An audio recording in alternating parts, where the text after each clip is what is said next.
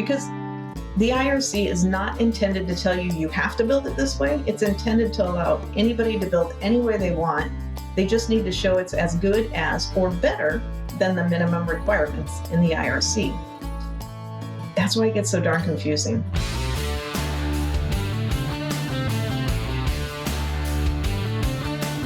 Welcome to the Fine Homebuilding Pro Talk podcast, a regular discussion with building industry professionals. Today I'm joined by Sandra Hyde, an engineer with the International Code Council.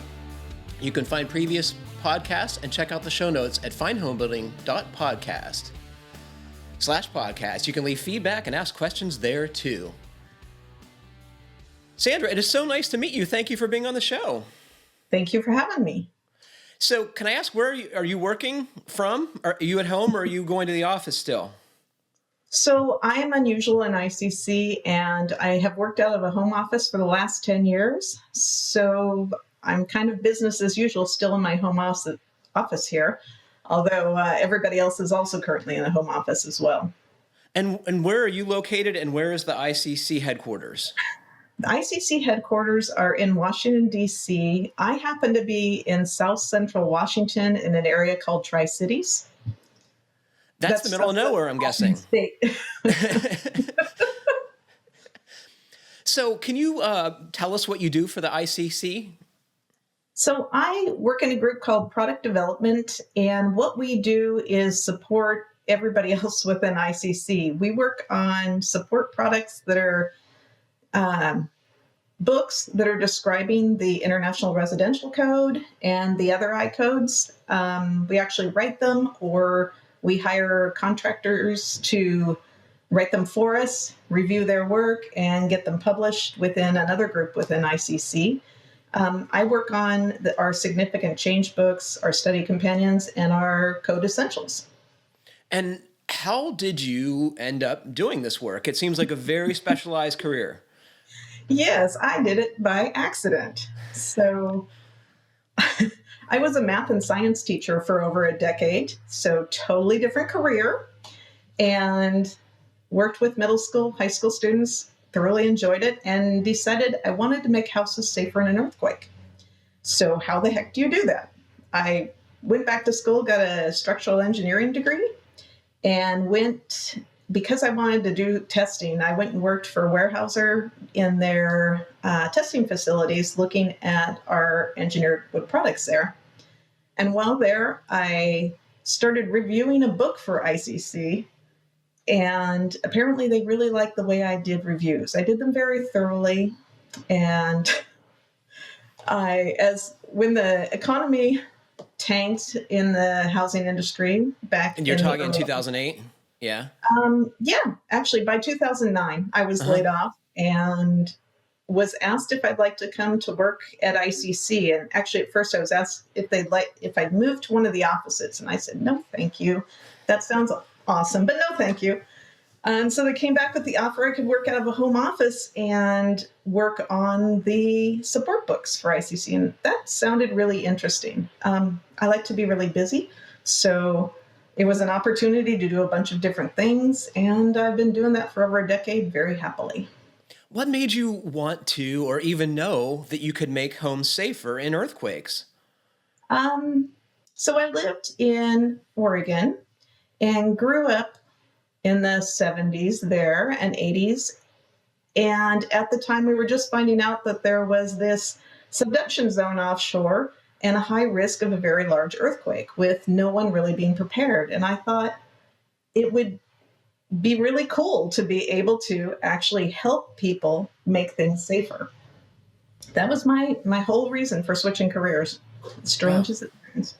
And so what kind of engineering track does one take to become a structural engineer whose primary work is on residential structures? You don't. Yeah. It's been an accident the whole way. I was fascinated by the idea that the ground moves and the building on top of it is affected by it, and how might it be affected by it. I thought I might go into mechanical engineering, structural engineering, or geotech. I mean, I really didn't know at the start where I wanted to go.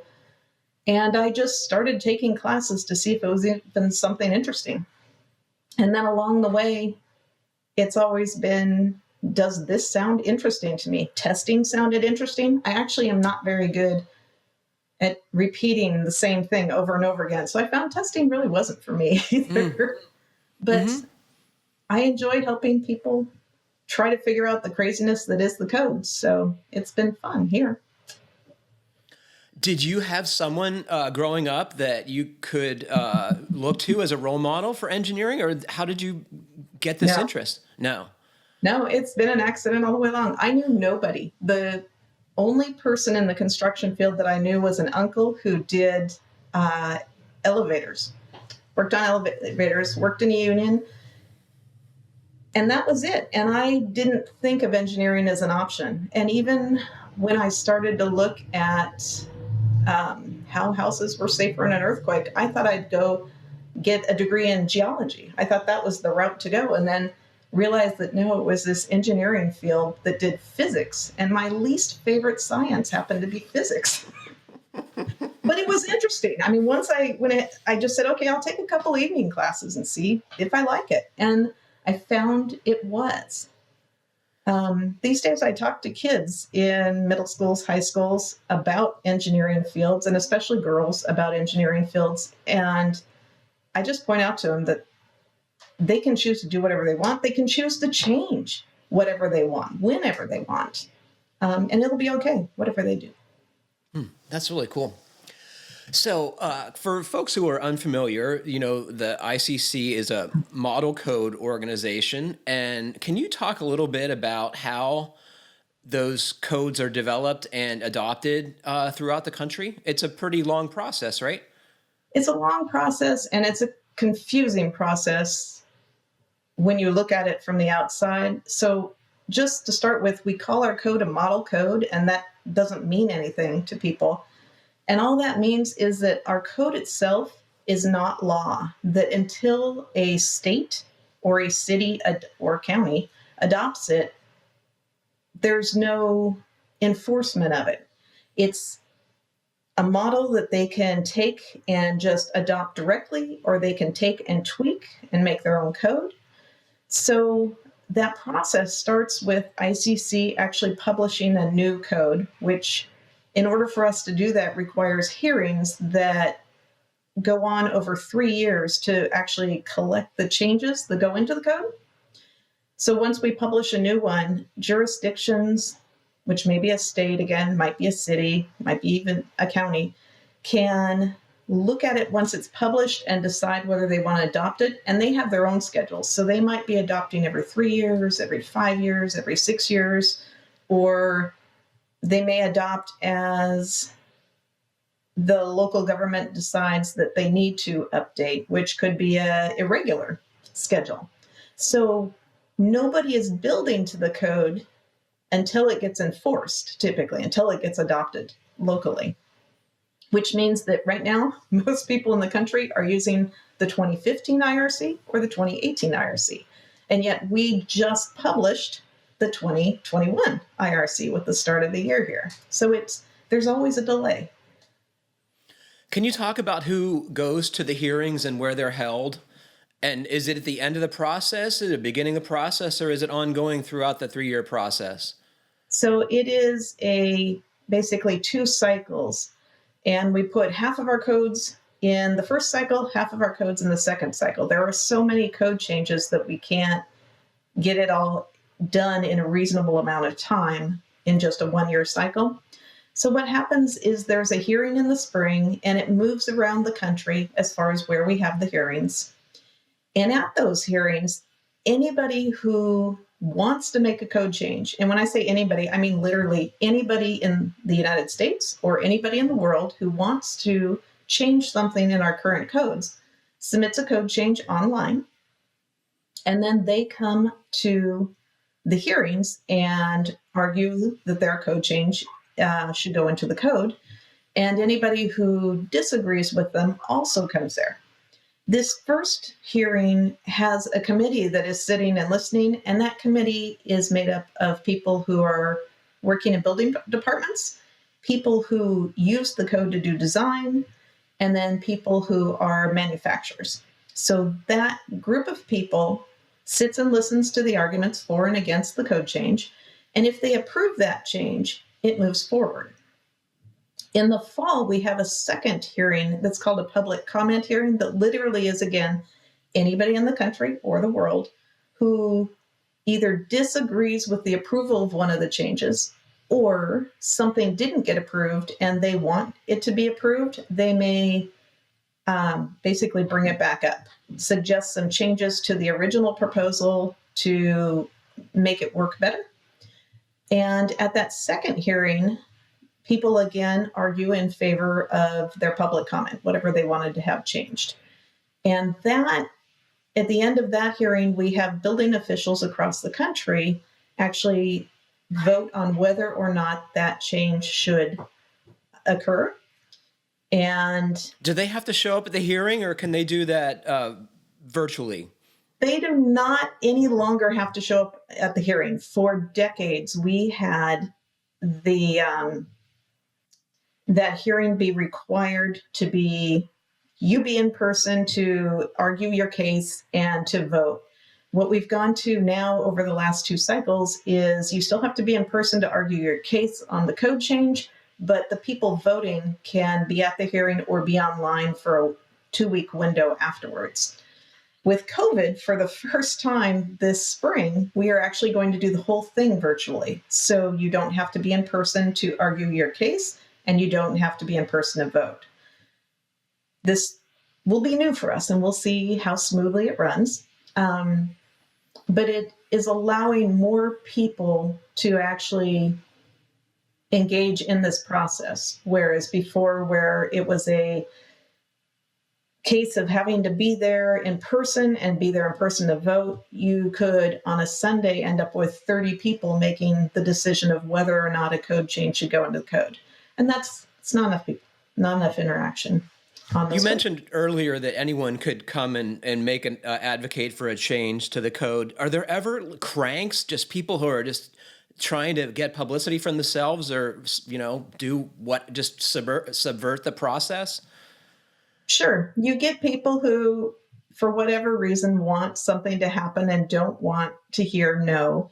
But the process has a limited time during which each person gets to present, each person argues, and then you can counter argue. So it's a time process, and they have a very limited amount of time in which they can do it. Darn, because I was thinking that could be my future. So how do the folks get on the committee who listen for the respective advocates for a code provision change? They apply, and each committee is going to be a third building department, a third designers, users of the code, and a third manufacturers and others who have an interest to bring things into the code. So it's a balanced group. And that group changes cycle to cycle. So each cycle they have to reapply, or new people can apply. So you see people changing on the committees. You see them move from committee to committee too, if they have interest in multiple codes. We're trying to let a large group actually have say in what goes into the code. The committees, they do try to pick people who have years of experience within the code. So you're unlikely, as say, a new inspector to actually get on a committee if you have only 2 years in the construction industry. So it's other ICC members who are voting to put these people on the committees? That is a part of the process that I haven't actually seen. So I think my answer is I don't know. Oh my God, I stumped the code lady. That's amazing. So once the codes are written and accepted, it is your job largely to help people understand them. Can you tell me about the various ways you do that? So as I mentioned before, we end up writing books that people end up buying and using to understand what the changes are to the code without us ever interacting with them. But we also make seminars based on those same codes and same changes that we end up teaching around the country and having others teach for us. And then we also do code opinions. So somebody has a question about something that's just driving them crazy, they can email us or call us and ask about whatever's bugging them. And we respond to those questions as well.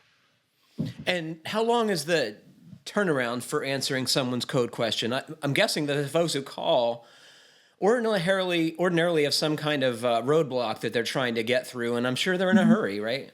Mm-hmm.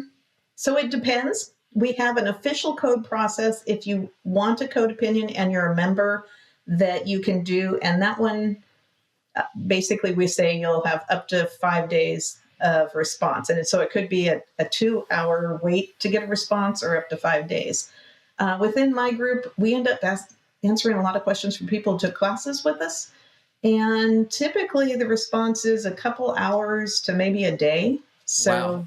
We can just turn it around much faster. We're getting fewer code opinion requests. Why do you think that is? Because primarily the only people who know my phone number or email address are those who've taken a class with me or looked in the back of a book. I don't know. So what should we tell folks is coming in the 2021 IRC? That's the code that would affect most of the people who listen to this show. They're in the residential sector. Mm-hmm. What should they be aware of? So with the 2021 IRC, we're seeing a continuation of sort of a slowdown of changes. Back when the 3 code groups merged and say 2003, 2006, and 2009 IRC, we had a lot of changes. A lot of people had a lot of opinions about what should be in there. And so sections expanded rapidly. Since then, it's slowing more and more each cycle. With the 2021, we've really struggled with, are the changes that we're talking about even truly significant? So if you're looking at the life safety requirements, the stairs and the windows within the IRC, or you're looking at the framing requirements, or at plumbing, mechanical, fuel, gas, there are almost no changes. There are very, very few significant changes. You notice I haven't mentioned energy yet. Yeah. Energy this time got reorganized so that the hope is that it's more clear. And then we have some more changes in there that are trying to make houses more efficient. So that will be the section of the code where you see large changes this time. The rest, there really were very, very few that were even significant. Can you, and it's probably difficult to answer, but can you ask or answer where the push for increased energy efficiency is coming from with regard to the IRC? It's odd in one sense, because most of our codes, we see the push coming from either building departments or manufacturers of new products wanting to bring them into the code. And with the energy code, it's more of a national level push to attempt to reduce our energy use. So it's different than what we see for most code changes and most codes. Can you recall any of the specific provisions in the 2021 version that stand out? Okay, so engineer on my part, one that stands out to me that's just, okay, thank you, finally. Cripple walls are something that is primarily a California kind of design. And in California, we have these short wood walls around the outside of the building on top of a footing, and they're problematic in an earthquake. So we've had lots of requirements for cripple wall. Well, up here in the north, I have a cat in the room.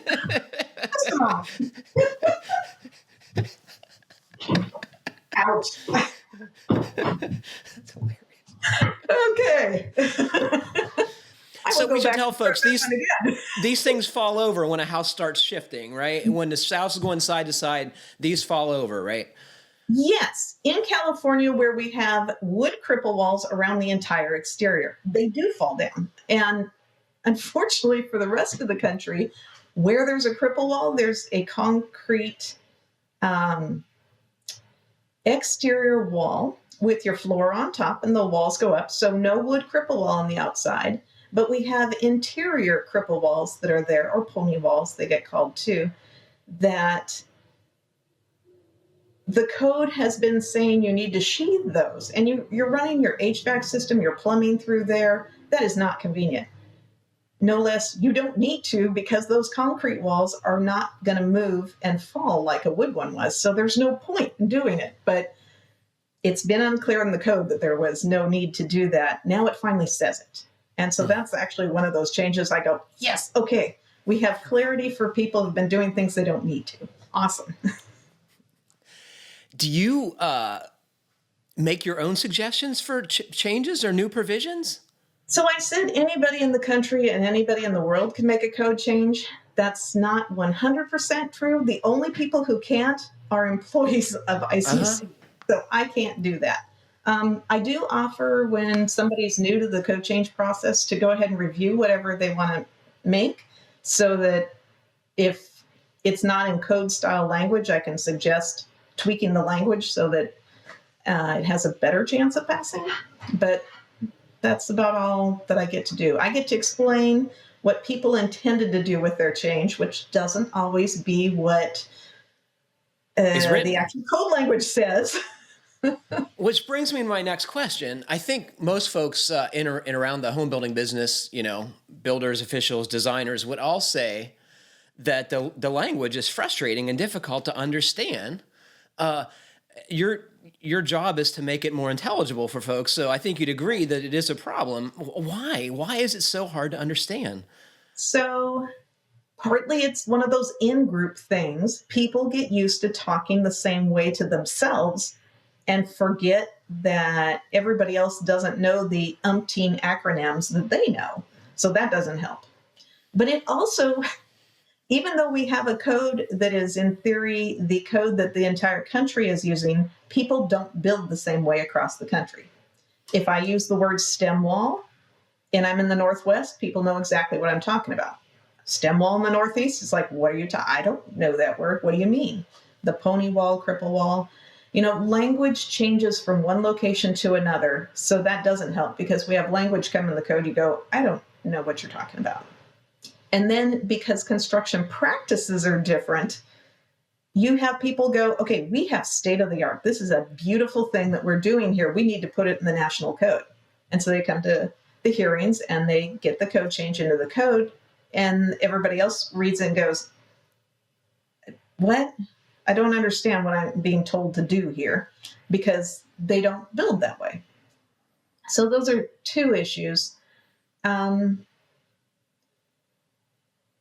Just the fact that there are so many options, that people for years have wanted with the residential code to have all the potential information for all the different kinds of construction they might do stuffed into the code. So a huge part of the confusion is just, what do I have to do? I want to do this. Can the code tell me whether this is approved just as I'm doing it, or is there something else I need to tell the building official so that they understand what I want to do that's not exactly as described by the code? Because the IRC is not intended to tell you have to build it this way. It's intended to allow anybody to build any way they want. They just need to show it's as good as or better than the minimum requirements in the IRC. That's why it gets so darn confusing, because really everybody wants their way to do it inside the code. So we have not one way or two ways. We have 20 in any given section. I never thought about it that way. What's the biggest challenge in making this stuff intelligible for you and your job? Is because you can't change the meaning of it, but you have to make it understandable, right? Yep. Sometimes the biggest challenge is just understanding what the person who submitted it really wanted to do, because I can read the words and go, okay, this seems like they want to do this. Is that true? And I literally have to email or call people sometimes to go, okay, so what did you want to do here? And then I understand. And even worse, sometimes with the code change proposals, we'll have 3 of them change the same provision. So you think 3 different people's ideas merged together. They didn't talk to each other first. And sometimes what we end up with once it's merged is not what any of the three intended. And then, so that's when I have to go back and say, okay, what did you want to have here? And then explain. So sometimes our significant change articles that we write for the books are the only location you can figure out what did somebody intend versus what we ended up with. And for building departments, sometimes that means that they can interpret it as it was intended as opposed to how it appears to read. And sometimes that's better for everybody. Yeah. So is it yourself, you personally, writing the commentary for the commentary version of the code? Yes. So the commentary books are usually written by our code department, which are the secretariats that are at the hearings. Sometimes there aren't enough people there, so then they'll pull in people from our group to help with the commentaries as well. We should tell folks that the normal IRC has all the provisions, and there's another version you can buy that has what's described as the commentary, and it's meant to explain the various provisions. And some have, a sentence or two of commentary, and some have many paragraphs, right? And do people ask for commentary on the respective sessions, or do you guys decide what needs some clarification? So we end up deciding what needs clarification. With the commentaries, it tends to be focused on what is the exact code language there in this code cycle, and how do we explain what's right there. With our significant changes, we do more background of here's where it was, here's why the proponent chose to change it, and here's how it's going to be going forward with that particular provision. So when you drive around town or when you're traveling, are you paying attention to how people are building and looking at their methods to see if they're code compliant? Yes, because I get to fly all around the country and teach classes. Part of what I do once I get there is just drive around to see what does construction look like here. And as I talk to people, as part of your job, or is just your own interest? It's my own interest. Uh-huh. Yep. But it makes me better at being able to help other people understand what goes in the code. If I have at least a little bit of understanding of what the typical construction practices are in various areas of the country, at least I try. Sure.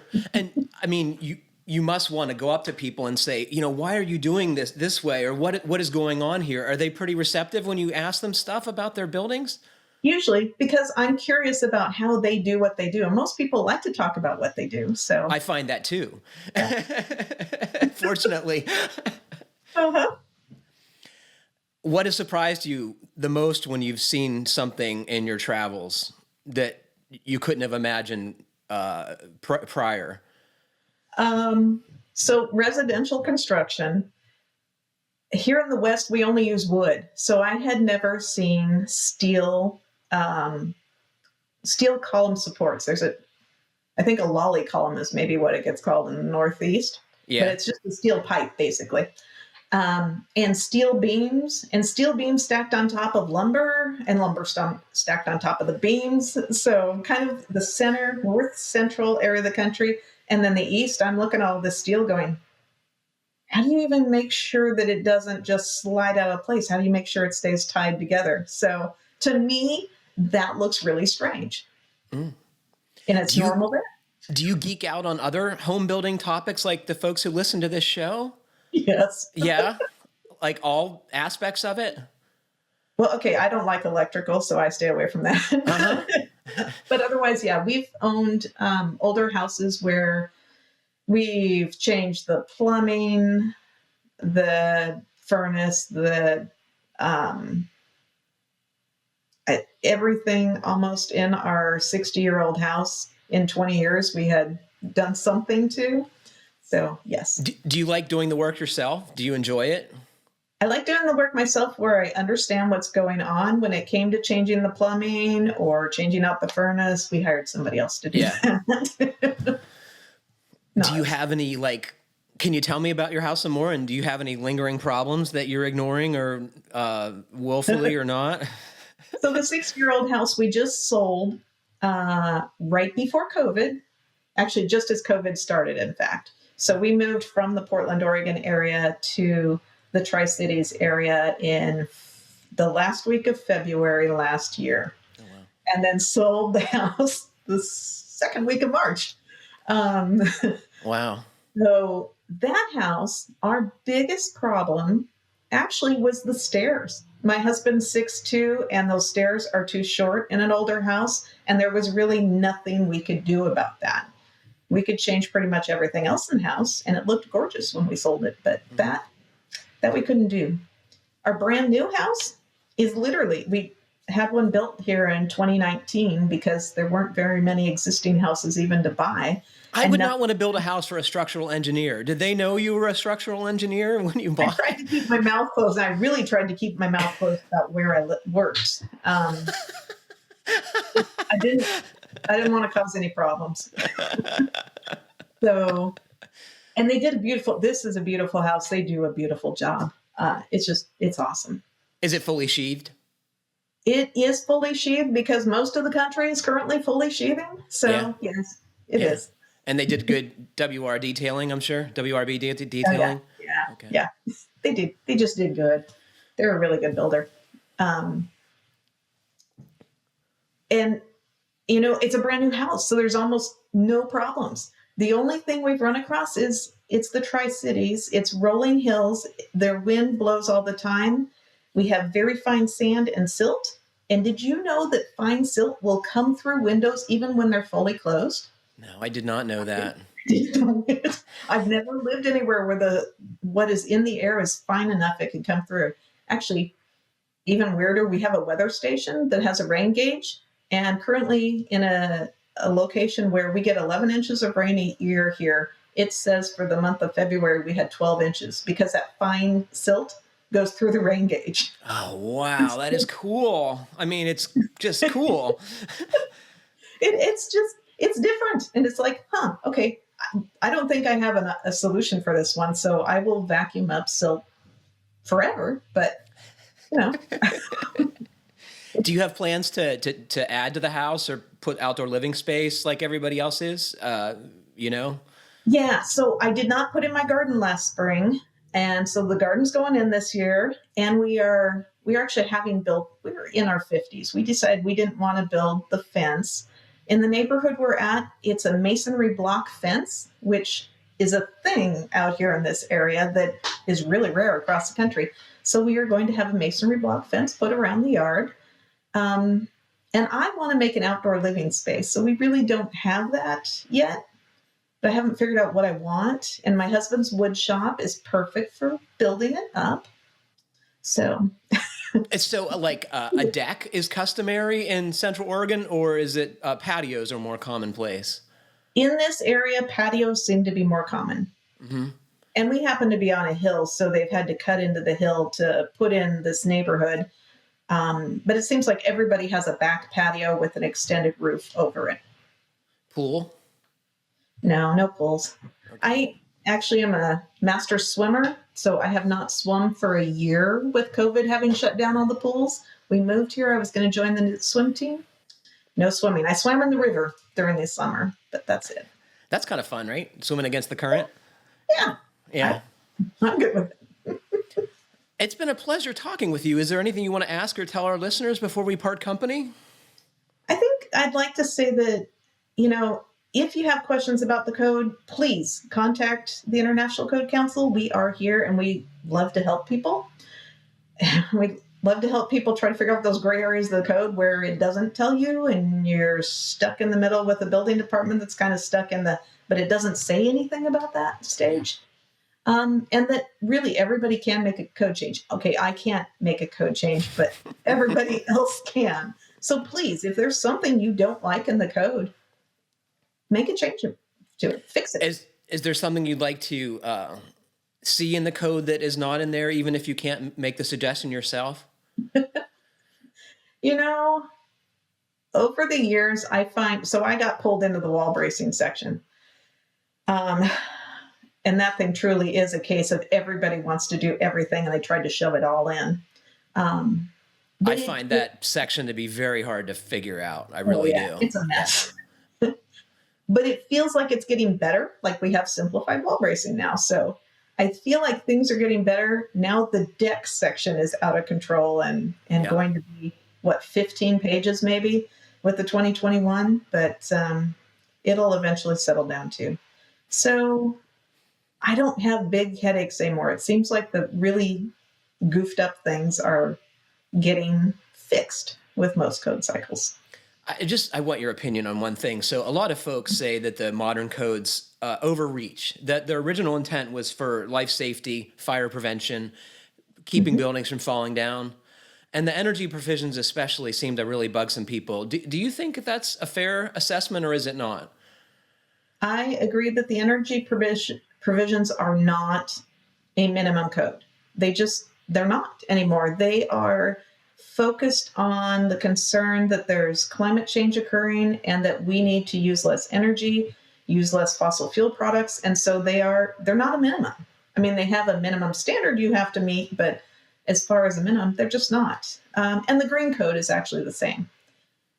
For the others, they're a minimum standard. And with the residential code, the intent was always that everything would be there, but now we see references off to other standards. And because each area of the country wants to have things that are typical for them in there, it starts to look like it's not a minimum, because if you're in a high wind region, well, okay, your high wind requirements are in there, but they're more than other areas need to be. Same with high seismic region. So it starts to look like not a minimum. But if you can dial down to just what you need in your area, then you can see that, okay, that's the minimum. Like wall bracing. If I'm in the middle of the country, I'm still using 16% on that top story, just like I always did, say if I went back to a 1980 document. But it looks different now because there are so many different options in there. Well, it has been a pleasure talking to you. Thank you. Well, it's been great being here and talking to you guys. So thank you for having me. I hope we can do this again. I got more stuff for you about the 2021. So that's coming up. Okay. Okay. All right. Well, unfortunately, that's all the time we have for today. Thanks to all of you for joining it, and thanks to Sandra for being here. Please remember to send us your comments, questions, and suggestions to fhbpodcast@taunton.com. And please like, comment, or review us however you're listening. It helps other folks find your podcast. Sandra, thank you so much. Jeff, thank you. Thanks, everybody, for listening. Stay safe. Happy building.